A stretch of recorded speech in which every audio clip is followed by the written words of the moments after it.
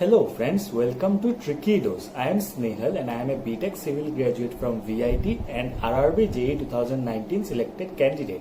I will teach you cement of the subject Concrete Technology.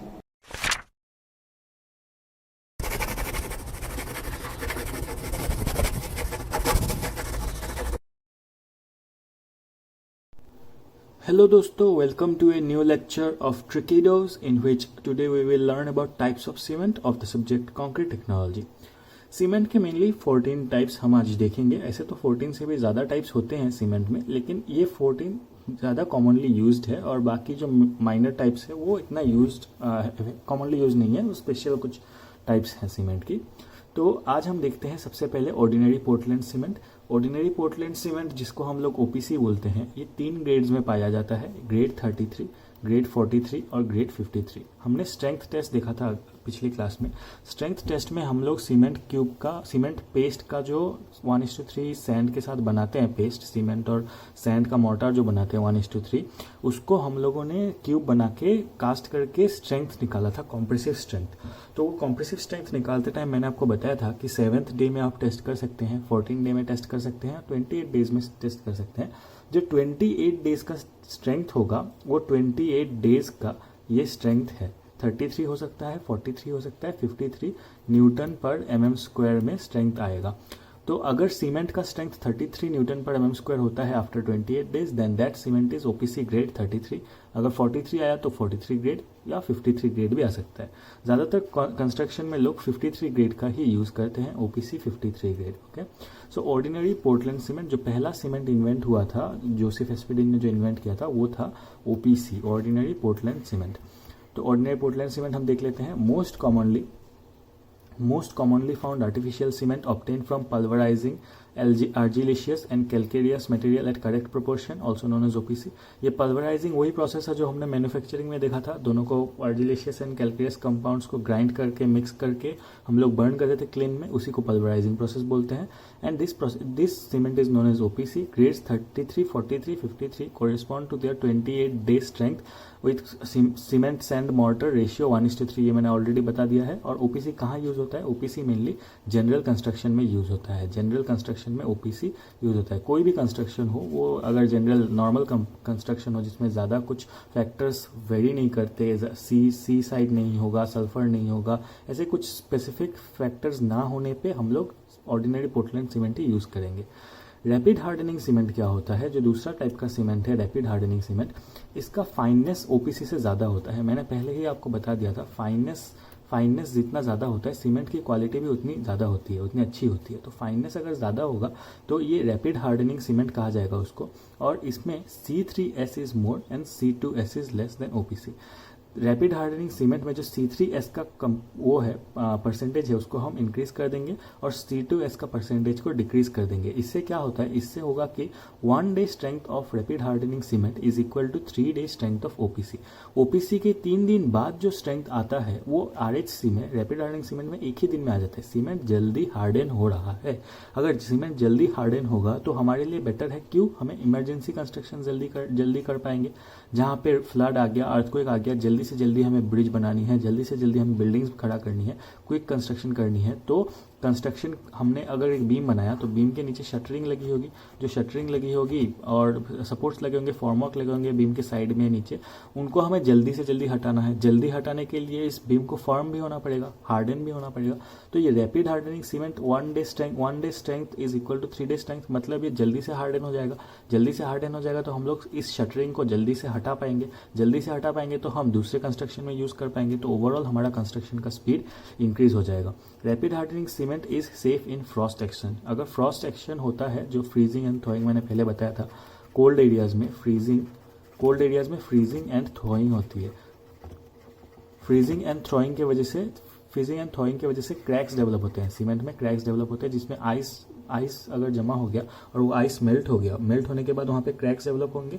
तो इसी process को Frost action बोलते हैं। इस प्रोसेस में सीमेंट फेल ना हो, इसलिए ये rapid hardening cement is better than normal OPC. Rate of gain of strength is more than OPC. ये बहुत ही इंपॉर्टेंट पॉइंट है। Rapid hardening cement is not quick setting cement. ये सीमेंट जल्दी से सेट नहीं हो रहा है। इसका rate of gain of strength OPC से ज़्यादा है, इसमें डिफरेंस है। स्ट्रेंथ गेन करना और जल्दी सेट होने में डिफरेंस है।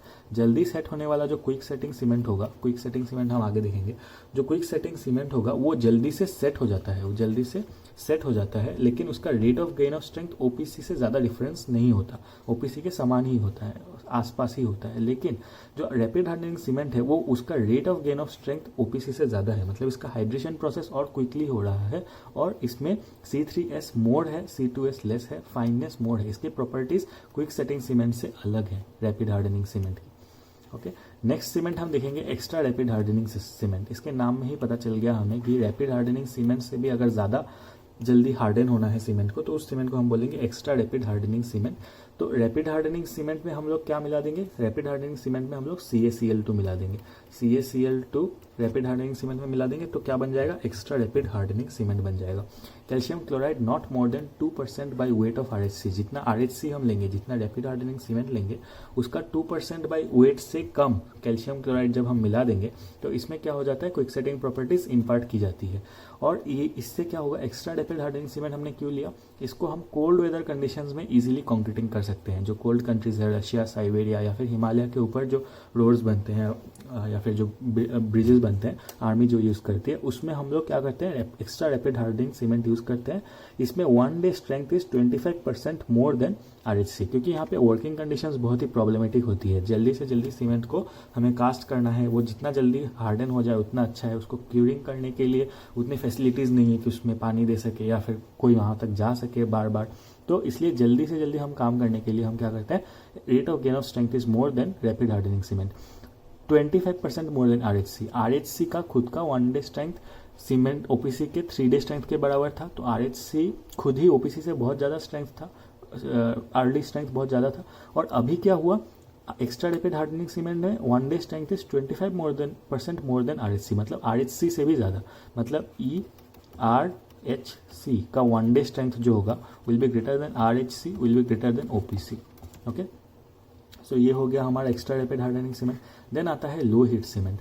सीमेंट का जब भी वाटर के साथ रिएक्शन होता है तो हमने देखा था कि हाइड्रेशन प्रोसेस होता है। हाइड्रेशन प्रोसेस में क्या होगा, हीट जनरेट होगा।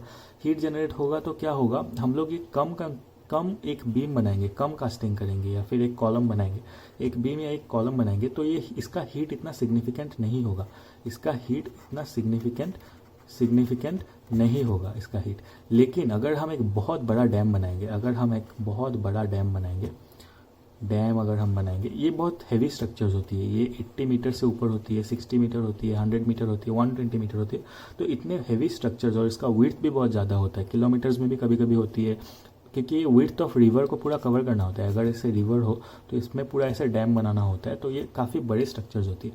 तो यहाँ पे जो हम इसमें भी तो कंक्रीट डालेंगे, कंक्रीट जो डालेंगे, बोल्डर्स के बीच में हम लोग कंक्रीट डालेंगे, तो यहाँ पे जो हीट जनरेट होगा कंक्रीट के हाइड्रेशन की वजह से, वो बहुत ही ज़्यादा हो जाएगा। इतना ज़्यादा हीट होना it's not safe for the structure. Heating की वजह से क्रैक्स आ सकती है, जब वो कूल होगा, हीटिंग एंड कूलिंग होगा, तो क्रैक्स आ सकती है।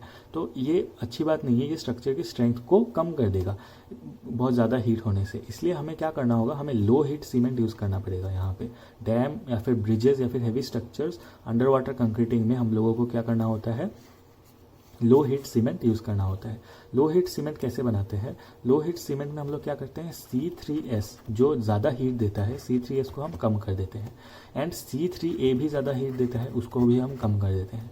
C2S कम हीट देता है अर्ली स्टार्टिंग में, हाइड्रेशन के स्टार्टिंग में, इसलिए हम उसको बढ़ा देते हैं। C2S कौन सा है, C2S लॉन्ग टर्म स्ट्रेंथ वाला कंपोनेंट था, C3S अर्ली स्ट्रेंथ वाला कंपोनेंट था। अगर आपको बोक्स कंपाउंड्स अच्छे से याद है, C3S अर्ली स्ट्रेंथ वाला कंपोनेंट था, उसको हम कमा देंगे, तो वो अर्ली हीट भी कम जनरेट करेगा, और C2S अर्ली हीट नहीं जनरेट करता, वो लॉन्ग टर्म हीट जनरेट करता है। C3A भी हीट ज़्यादा जनरेट करता है, तो इसका भी कम कर देंगे, तो क्या हो जाएगा, लो हीट सीमेंट बन जाएगा। Heat of hydration for 7 days should be less than 65 calories per gram, ये रूल है लो हीट सीमेंट के लिए। और heat of hydration for 28 days should be less than 75 calorie per gram. Formwork removal has to be careful due to slow gain of strength. हमने heat अगर कम कर दिया, हमने हीट ऑफ सीमेंट अगर, हीट ऑफ हाइड्रेशन अगर कम कर दिया, डेल्टा एच अगर हमने कम कर दिया, तो ऑब्वियस सी बात है जो स्ट्रेंथ का जो रेट है, rate of strength rate of strength भी हम लोगों का कम हो जाएगा। रेट ऑफ स्ट्रेंथ कम होने की वजह से हम लोगों को बहुत ही केयरफुली फॉर्मवर्क रिमूव करना पड़ेगा। जल्दी से फॉर्मवर्क नहीं रिमूव कर सकते। जैसे रैपिड हार्डनिंग सीमेंट में हमने फटक से फॉर्मवर्क रिमूव कर दिया, एक्स्ट्रा रैपिड हार्डनिंग सीमेंट में हमने जल्दी से फॉर्मवर्क रिमूव कर दिया। लो हीट सीमेंट में ऐसा नहीं कर सकते, it can B unsafe. Next हम सीमेंट देखेंगे कौन सा, Portland blast furnace slag cement. Okay, तो क्या होता है कि जो सीमेंट का मैन्युफैक्चरिंग प्रोसेस है वो काफ़ी एक्सपेंसिव प्रोसेस है। जो हमने देखा था ड्राई प्रोसेस और वेट प्रोसेस देखा था, ड्राई प्रोसेस आजकल फॉलो किया जाता है, वो काफ़ी एक्सपेंसिव प्रोसेस है। वैसे तो वेट प्रोसेस ज़्यादा एक्सपेंसिव था, आजकल ड्राई प्रोसेस यूज होता है क्योंकि वो कम एक्सपेंसिव होता है। लेकिन फिर भी ड्राई प्रोसेस भी अगर हम इकोनॉमिक टर्म्स में देखें तो it is very costly process. Burning in the kiln is huge process, it needs coal, it needs natural gas, electricity, ये सब चाहिए होता है। तो इसलिए क्या करते हैं हम लोग, सीमेंट की क्वांटिटी को हम लोग जितना कम हो सके कंक्रीट में उतना हमारे लिए बेटर है। लेकिन सीमेंट की क्वांटिटी अगर कम करेंगे तो उसकी स्ट्रेंथ भी कम हो जाएगी, सीमेंट की क्वांटिटी को कम करने से। तो हमें ऐसा कोई सब्सटेंस चाहिए जिसको सीमेंट में अगर हम मिला दे तो स्ट्रेंथ उतना कम ना हो, लेकिन सीमेंट की ओवरऑल क्वांटिटी हम कम कर सके। वही सब्सटेंस है slag. Slag proportion is 25% to 65%। Portland blast furnace slag cement हम लोग यूज़ करते हैं। इसमें क्या होता है, जो आयरन का जो स्मेल्टिंग प्रोसेस है, आयरन जो ओर होता है, आयरन ओर जो ज़मीन से निकालते हैं हम, उससे जब आयरन बनता है, ये जो प्रोसेस है ये कहाँ किया जाता है, ये ब्लास्ट फर्नेस में किया जाता है।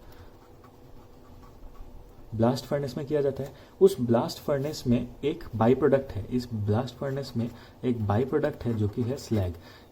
ये स्लैग का कोई दूसरा यूज़ नहीं है, तो उसको हम क्या करते हैं, सीमेंट में यूज़ कर देते हैं। Portland cement clinker is intergrinded with blast furnace slag. मतलब जो क्लिंकर बना था, पहले हमने फैक्ट्री में देखा था, मैन्युफैक्चरिंग ऑफ सीमेंट वीडियो में, अगर आपने नहीं देखा तो वो वीडियो देख लीजिए। क्लिंकर को हम स्लैग के साथ मिला देते हैं। तो स्लैग का प्रोपोर्शन कितना रखते हैं, 25% to 65% रखते हैं स्लैग का प्रोपोर्शन। और इससे जो सीमेंट बनता है, Portland blast furnace slag cement बनता है, इसका हीट कम होता है, लो हीट जनरेशन होता है। लो हीट जनरेशन के कारण ये भी एक लो हीट सीमेंट जैसा हुआ, जैसे ये लो हीट सीमेंट था, ये भी एक लो हीट सीमेंट है।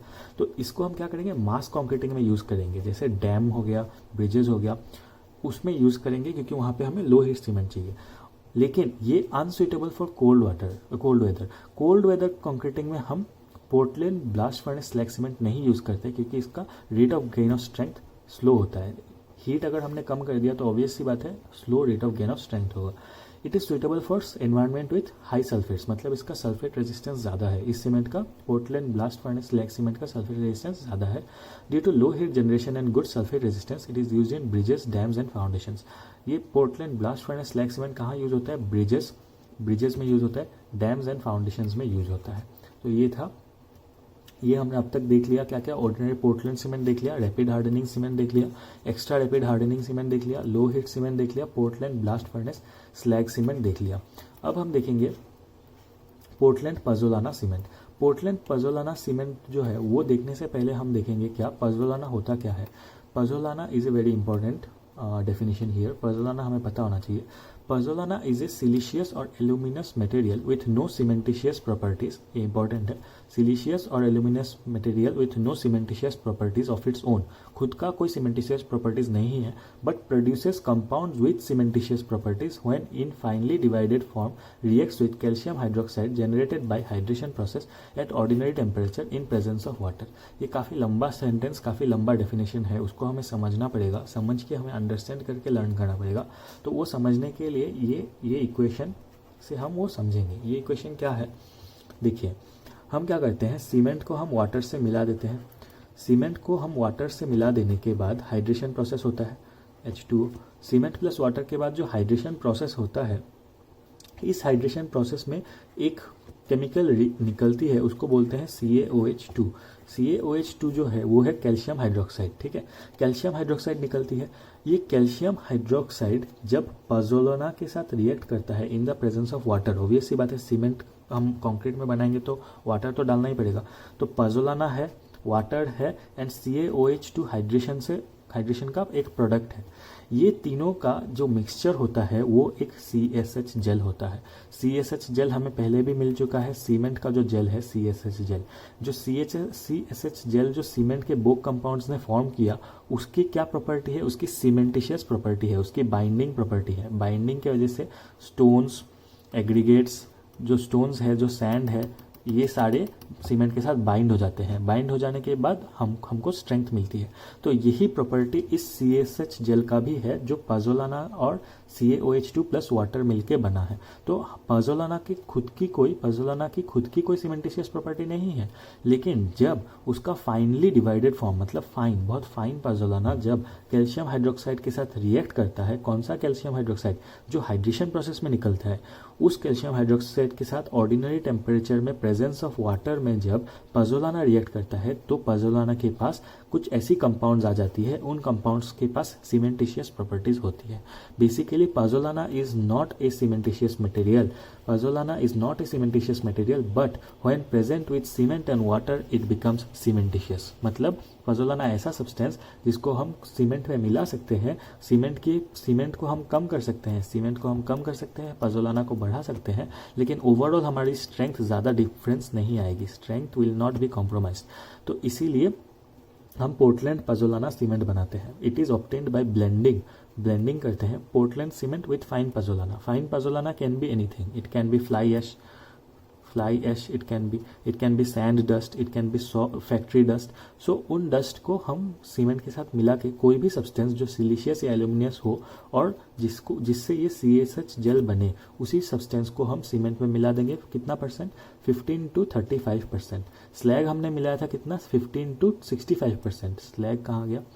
स्लैग पोर्टलैंड स्लैग सीमेंट हमने 25 to 65% मिलाया था, और पोर्टलैंड जो पजोलाना सीमेंट है इसमें हम 15 to 35% पजोलाना मिलाएंगे by weight of cement clinker का जितना वेट होगा उसका 15 to 35% पजोलाना मिलाएंगे। It offers low heat generation. Obvious सी बात है, लो हीट जनरेशन होगा इसमें, क्योंकि सीमेंट को हमने कम कर दिया। जो हीट जनरेट करती थी वो थी सीमेंट को कम कर दिया, तो ये लो हीट बनेगा। और resistance to impurities in water में जो इम्प्योरिटीज होती है, वाटर ऐसे तो हमें हमेशा साफ पानी यूज करना चाहिए कंक्रीट बनाने के लिए, लेकिन हर जगह साफ पानी अवेलेबल नहीं होता, तो हमें कभी कभी इम्प्योर वाटर भी यूज़ करना पड़ जाता है कंस्ट्रक्शन में। तो इम्प्योरिटीज़ वाले वाटर में ये पोर्टलैंड पजोलाना सीमेंट के पास रेजिस्टेंस होता है, ये ज़्यादा रिएक्ट नहीं करता, हार्मफुल कंपाउंड्स नहीं बनाता। हार्मफुल कंपाउंड्स बना तो अनसाउंडनेस होगा, तो ये हार्मफुल कंपाउंड्स नहीं बनाता तो अनसाउंडनेस नहीं होता। और इसको कहाँ यूज़ करते हैं? इसको हम marine construction and hydraulic construction में यूज़ करते हैं। जो पानी के नीचे के जो स्ट्रक्चर्स होती है, जैसे वियर्स हो गया, बराज हो गया, जो पानी में जो स्ट्रक्चर्स होती है, ऐसे फ्लोइंग वाटर रहता है और उसमें ये बराज होता है, वियर होता है, तो उन स्ट्रक्चर्स में हम लोग इसको यूज़ करते हैं। जो फाउंडेशंस भी अगर अंडर वाटर हो गया, जैसे ये फाउंडेशन है और यहाँ पे ऐसे पानी है, ब्रिज का फाउंडेशन, तो यहाँ पे भी हम क्या यूज़ करेंगे? पोर्टलैंड पजोलाना सीमेंट यूज़ करेंगे। Less resistance to corrosion of reinforcement as alkalinity is reduced. इस सीमेंट का एल्कालिनिटी कम हो जाता है। एल्कालिनिटी कम हो जाने की वजह से क्या होता है कि जो इसके अंदर जो रीइंफोर्समेंट है उसमें कोरोजन के चांसेस बढ़ जाते हैं। तो less resistance to corrosion of reinforcement as alkalinity is reduced. Good resistance to sea water and other chemical agents के लिए अच्छा है, इसलिए हम लोग इसको मेरीन कंस्ट्रक्शन में यूज़ करते हैं, हाइड्रोलिक कंस्ट्रक्शन में यूज़ करते हैं। तो अगले क्लास में हम देखेंगे बाकी सारे जितने टाइप्स ऑफ सीमेंट है, जैसे सल्फेट रेजिस्टेंट सीमेंट हो गया, वाइट सीमेंट हो गया, क्विक सेटिंग सीमेंट है, IRS T40 सीमेंट, ये सब हम अगले क्लास में पढ़ेंगे। Thank you.